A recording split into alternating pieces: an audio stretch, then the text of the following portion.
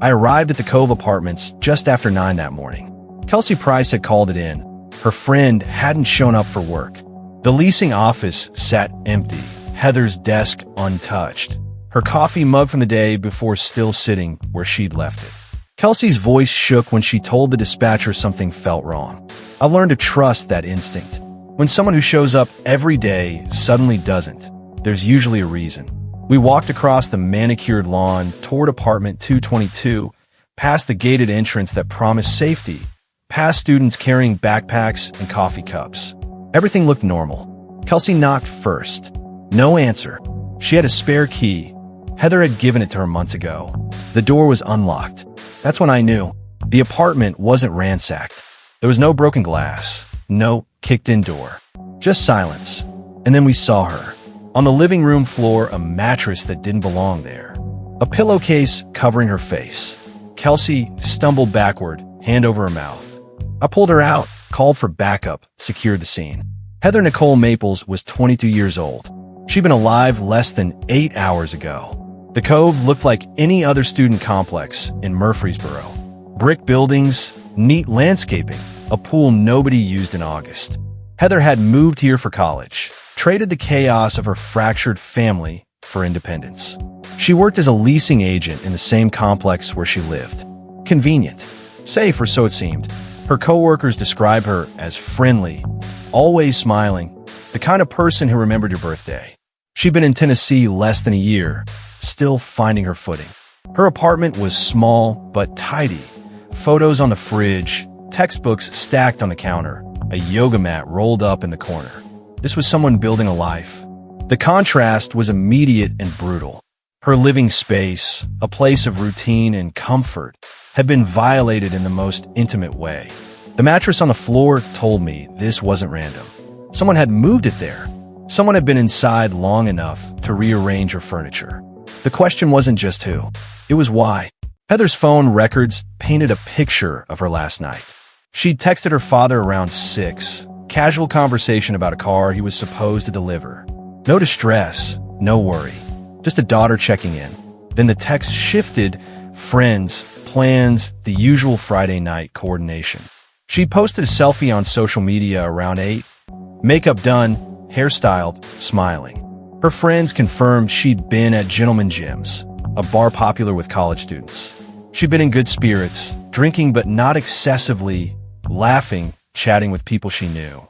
This was her routine. Fridays meant going out, unwinding, being 22. She'd moved to the Handlebar briefly, then back to Gentleman Gyms. Witnesses remembered seeing her, but nobody remembered her leaving. Somewhere between last call and 2 in the morning, Heather walked home alone. Her apartment was less than a mile away. It should have been safe. It should have been routine.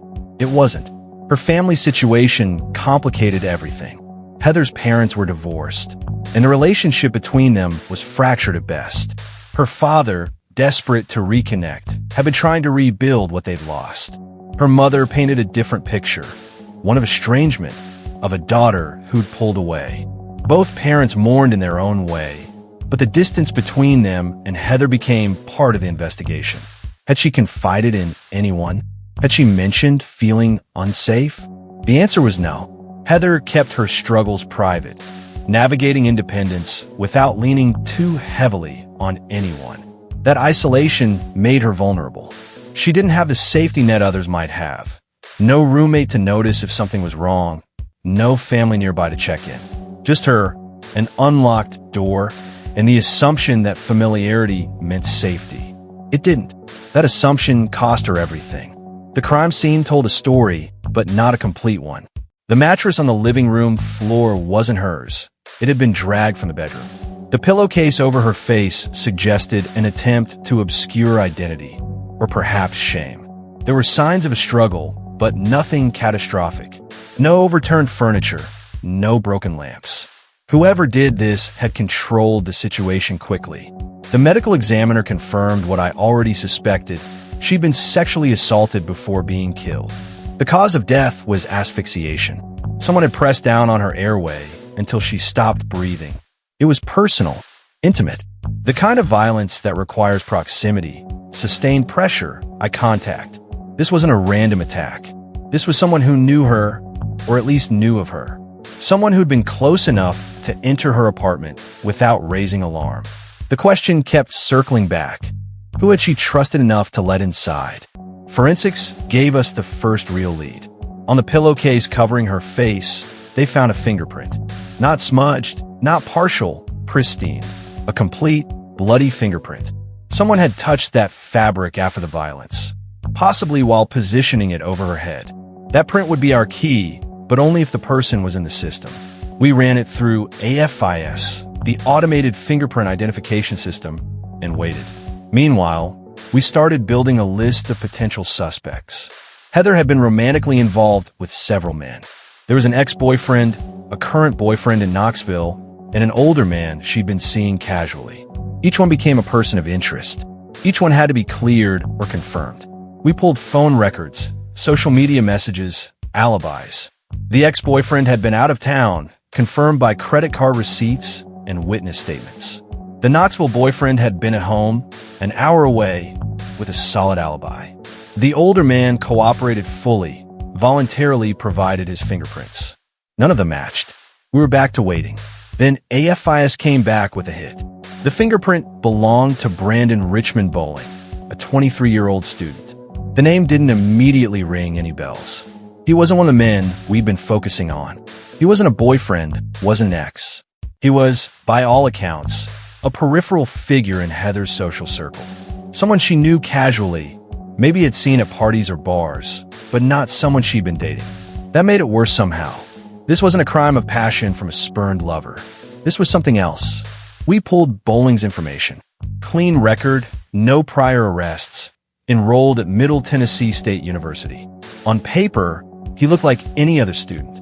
We obtained a warrant for his arrest and brought him in. He didn't resist, didn't lawyer up immediately, just sat across from me in the interrogation room, calm, almost detached. I met her at the bar. This is going to be rude, but I got to ask it because that sometimes details are important, sometimes you're not. The first time you met her, did you have sex with her? I did not. I've never had any contact other than a hug. I've never even kissed her. So you've never had sex? I asked him where he'd been the night Heather died. He said he didn't remember. Convenient. We executed a search warrant on Bowling's phone. What we found turned my stomach. Videos. Multiple videos. Women who were unconscious, incapacitated, unaware they were being filmed. Bowling had been recording himself sexually assaulting women for months, maybe longer. Some of the women we recognized, some we didn't. Each video was dated, time-stamped, stored like trophies. Heather wasn't the first. She was just the first one who died. The realization hit like a freight train. This wasn't an isolated incident. This was a pattern, a compulsion. Bowling had been operating in plain sight, attending classes, socializing, blending in, all while systematically targeting vulnerable women. The videos were evidence of serial predation, but they also raised a legal problem.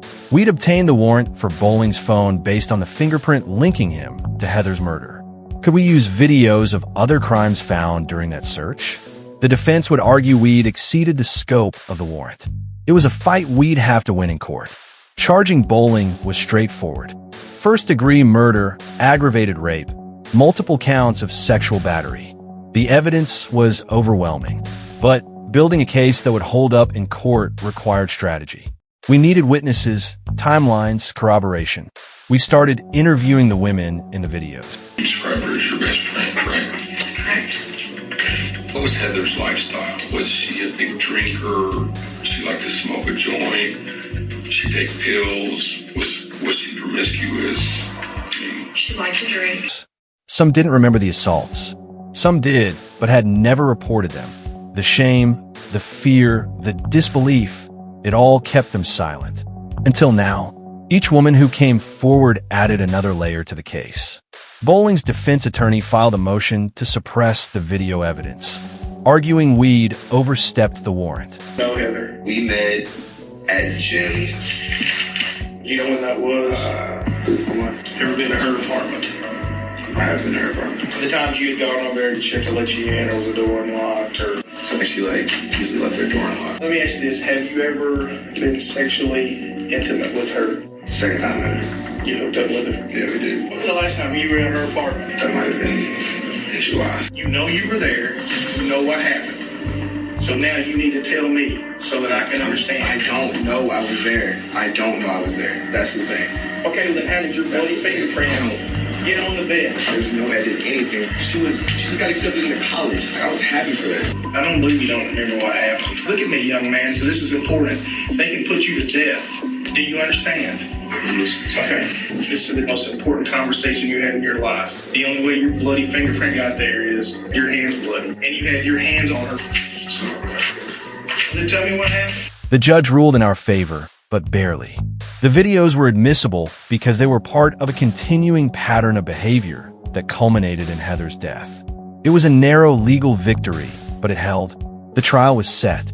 We had forensic evidence, digital evidence, witness testimony. We had everything except Heather. The prosecution laid out the timeline in excruciating detail. Heather left Gentleman Jim's around 2 in the morning. Surveillance footage showed her walking alone, slightly unsteady but coherent. She arrived at her apartment at 2:04 a.m. Her phone pinged the cell tower nearest her complex at 2:06 a.m., then went silent. Bowling's phone pinged the same tower at 2:11 a.m. He was there. He'd followed her, or maybe he'd been waiting.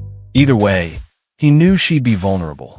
The door was unlocked. Heather had a habit of leaving it that way when she was just running in to grab something or settle in for the night. Bowling walked in. No forced entry.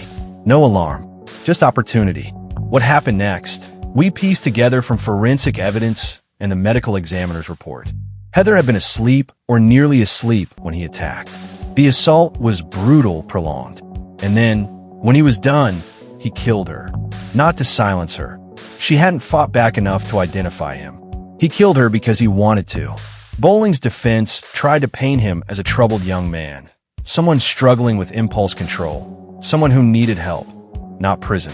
The jury wasn't buying it. The videos were played in court, faces blurred, voices muted, but the horror was unmistakable. These weren't crimes of impulse. They were calculated, deliberate, repeated. Bowling had chosen his victims carefully. Women who were intoxicated, isolated, unlikely to remember. He'd refined his approach over time, learned what worked, what didn't. Heather's murder wasn't an escalation in the heat of the moment. It was the logical endpoint of a pattern that had gone unchecked for too long. The prosecution argued that Bowling killed Heather because she represented a risk. Maybe she'd started to wake up. Maybe she'd seen his face. Maybe he just decided he was done with her. Whatever the reason, he made a choice. And that choice cost Heather her life. Forgive Brandon Bowling for killing my daughter. From that day forward, I learned, don't worry about anything and pray about everything. The jury deliberated for 6 hours. When they came back, the verdict was clear, guilty on all counts. First-degree murder, aggravated rape, sexual battery. The courtroom was silent as the judge read the sentence. It is the sentence of this court that you be committed to the Department of Corrections for the remainder of your natural life. Life without parole. 40 years minimum before eligibility for any review. Bowling showed no emotion, no remorse, no tears, nothing. He sat there, expressionless, as Heather's family wept in the gallery. Her father stood to give a victim impact statement. His voice broke as he talked about the daughter he'd lost, the future she'd never have, the grandchildren he'd never meet. He talked about the guilt he carried for not being closer, for not protecting her, for not knowing what she was facing. Her mother didn't speak. She just sat there, staring at Bowling, as if trying to understand how someone could do what he did. There were no answers. There never are. Bowling was led out of the courtroom in handcuffs, and that was it. Case closed. Except it wasn't. Not really. The other women came forward after the trial. Some had seen the news coverage and recognized themselves in the descriptions. Others had always known, but hadn't felt safe reporting it. Each one told a similar story. A night out, too much to drink, waking up with gaps in their memory, bruises they couldn't explain, a creeping sense of violation they couldn't name. Bowling had targeted them all the same way. He'd hovered at the edges of social gatherings, watched for women who were alone or vulnerable, offered to help them get home safely. and then he'd hurt them. The videos confirmed what they'd feared but couldn't prove. The police opened investigations into each case, but most were beyond the statute of limitations. The evidence existed, but the legal window had closed. It was a devastating reality. Bowling would never face charges for most of his crimes. The women deserved justice, but the system couldn't provide it. All we could do was validate their experiences, tell them we believed them, and hope that was enough. It wasn't. Heather's friends struggled to make sense of it. They'd known Bowling casually, the way you know someone who shows up at the same parties, frequents the same bars. He'd never seemed dangerous. He'd been polite, even charming at times. That was the most unsettling part. He'd hidden in plain sight. There were no red flags, no obvious warnings. Just a guy who seemed normal until he wasn't. The Cove Apartments installed new security measures after Heather's death. Better lighting, more cameras, stricter access controls. But those changes couldn't undo what had happened. They couldn't bring Heather back. Her apartment sat empty for months. Nobody wanted to live there. Eventually, the complex renovated it, erased the physical traces of the crime. But the memory remained. Students walked past it every day, knowing what had happened inside, carrying that knowledge like a weight. The illusion of safety had been shattered. The gates, the locks, the security cameras, they were all just props. Real safety required vigilance, awareness, and even then, it wasn't guaranteed. I think about Heather often. I think about the choices she made that night, going out with friends, having a few drinks, walking home alone. None of those choices were reckless. None of them invited what happened.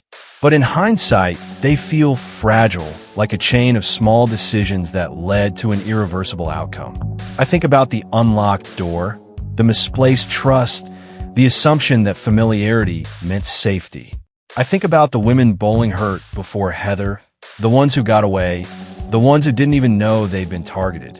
I think about how many times this could have been stopped if someone had noticed, if someone had reported, if the system had intervened earlier. But it didn't. And now Heather is gone. Her case sits in a file cabinet in the basement of the precinct, one among hundreds. But she wasn't just a case. She was a person, a daughter, a friend, a young woman with plans and dreams and a future that got stolen. The forensic evidence was what sealed Bowling's fate, but it was the digital evidence that exposed the full scope of his depravity. The videos weren't just proof of his crimes. They were a window into his mindset. He'd labeled them, organized them by date and victim. Some had notes attached, crude descriptions of what he'd done, ratings of his own performance. It was methodical, clinical, devoid of empathy. Psychologists who reviewed the evidence described Bowling as a sexual sadist with voyeuristic tendencies. He didn't just want to hurt women. He wanted to relive it, to watch himself do it, to preserve the power he felt in those moments. The recordings were trophies, proof of his dominance. Heather's murder fit the same pattern. He tried to record it, but his phone had run out of battery. That small technical failure might have been the only reason we found him as quickly as we did. Without the video, he had no reason to dispose of the evidence. The fingerprint was careless, unplanned, a mistake that cost him everything. The legal battle over the video evidence set a precedent. Defense attorneys argued that using evidence obtained outside the narrow scope of a search warrant violated Bowling's Fourth Amendment rights. The prosecution countered that the videos were part of a continuing criminal enterprise, intrinsically linked to the murder we were investigating. The judge sided with the prosecution, but it was a close call. That ruling opened the door for similar cases, allowing prosecutors to use digital evidence of related crimes, even if they weren't specified in the original warrant. It was a victory for victims, but it came with concerns about privacy and overreach. Where do we draw the line between justice and intrusion? I don't have a good answer. I just know that without those videos, Bowling might have walked. The fingerprint alone wasn't enough to prove intent, motive, or pattern. The videos did that. They showed a man who didn't just kill once in a moment of rage. He hunted repeatedly, deliberately. That distinction mattered. Heather's father never recovered. He'd been trying to rebuild their relationship, sending her texts, offering to help with her car, planning visits that never happened. After her death, He found those unanswered messages on his phone and read them over and over, searching for something he'd missed, some sign that she'd needed him. There wasn't one.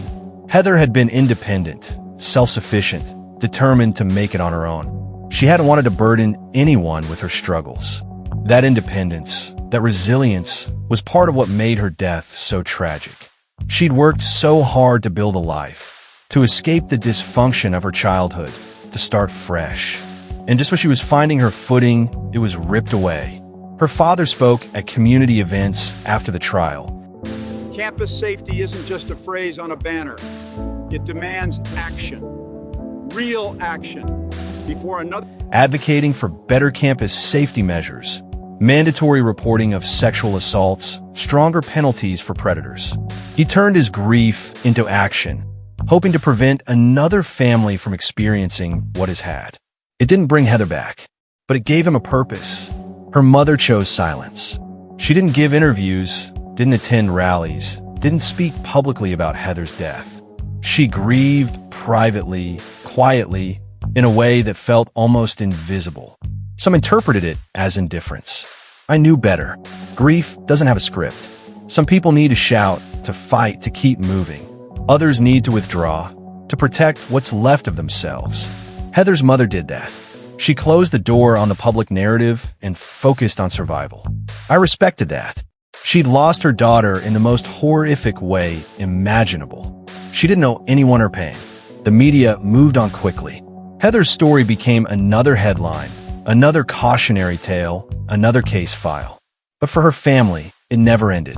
The trial brought a legal resolution, but not closure. Closure implies an ending, a sense of peace. They never got that. They got a verdict, a sentence, and the knowledge that the man who killed their daughter would spend the rest of his life in prison. It wasn't enough. It never is. Bowling's incarceration didn't erase the fear he'd instilled. The women he'd assaulted lived with the aftermath. Nightmares, anxiety, hypervigilance, shattered trust. Some sought therapy, worked through the trauma, rebuilt their sense of safety. Others struggled silently, unable to move past what he'd done. The psychological scars were deep, invisible, and permanent. Heather's friends carried their own guilt. They replayed that night over and over, wondering if they should have walked her home, if they should have noticed Bowling following her, if they could have done something differently. The rational part of them knew it wasn't their fault. The emotional part didn't care. Guilt doesn't operate on logic. It operates on what-ifs and maybes and the crushing weight of hindsight. I told them what I tell every survivor, every witness, every loved one left behind. You didn't cause this. You couldn't have stopped it. The only person responsible for Heather's death is the man who killed her. Sometimes they believed me. Mostly they didn't. The trial revealed systemic failures that extended beyond Bowling's individual actions. Multiple women had reported feeling unsafe around him, had mentioned his behavior to friends, had noticed his pattern of hovering around intoxicated women. But those reports never reached campus security, never triggered an investigation, never resulted in any formal action. The mechanisms that should have protected them, campus police, student conduct boards, peer reporting systems, failed. Not because they didn't exist, but because they weren't taken seriously. Women's concerns were dismissed as paranoia, overreaction, or misunderstanding. The culture of minimizing, excusing, and ignoring created the environment Bowling exploited. After Heather's death, universities across Tennessee implemented mandatory bystander intervention training, updated reporting protocols, and hired additional campus security. Those changes mattered, but they also highlighted how preventable Heather's death had been. If the systems had worked, if the reports had been taken seriously, if someone had intervened earlier, she might still be alive. That's a hard truth to sit with. Bowling's mother gave one interview months after the trial. She described her son as troubled, struggling with mental health issues, unable to control his impulses. She didn't excuse what he'd done, but she humanized him in a way that felt uncomfortable. He wasn't a monster, she insisted. He was sick. The victims' families reacted with fury. Sick or not, Bowling had made choices. He'd planned, recorded, and repeated his crimes. Mental illness doesn't negate responsibility. It doesn't erase intent. The interview sparked debate about culpability, mental health, and the criminal justice system. Where do we draw the line between illness and evil? How do we hold people accountable while acknowledging the factors that contribute to their behavior? I don't have answers. I just know that Heather is dead, and Bowling is alive, and no amount of psychological analysis changes that. The debate felt academic, detached from the visceral reality of what he'd done. It felt like a distraction from the only question that mattered. How do we stop this from happening again? The legal resolution came in the form of a plea deal. Bowling's attorneys negotiated to avoid a prolonged trial on the additional sexual battery charges. In exchange for pleading guilty to second-degree murder and aggravated rape, the other counts were dismissed. He received 40 years without the possibility of parole, a sentence that guaranteed he'd die in prison but avoided the death penalty. The victims had mixed feelings.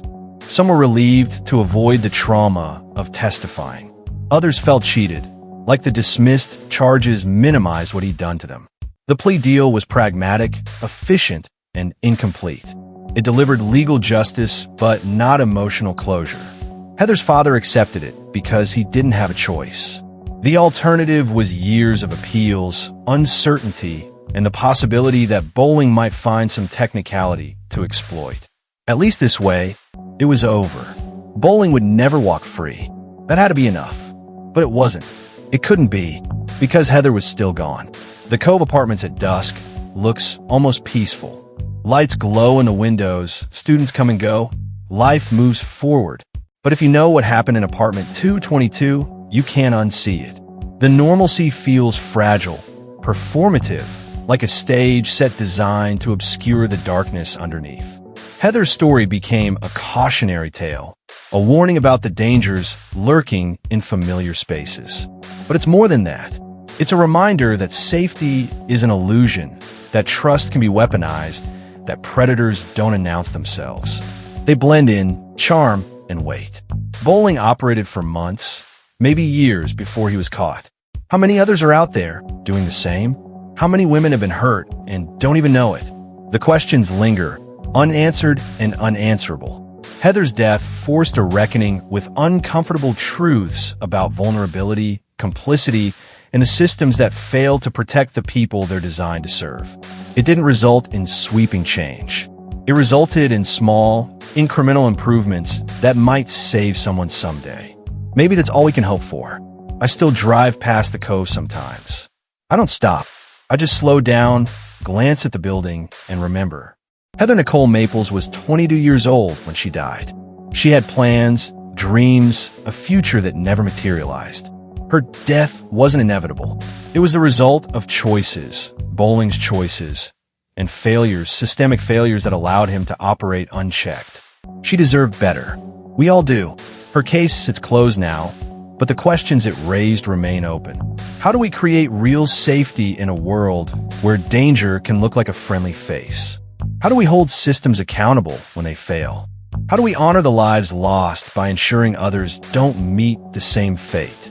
I don't have all the answers, but I know this: Heather's story matters. Her life matters.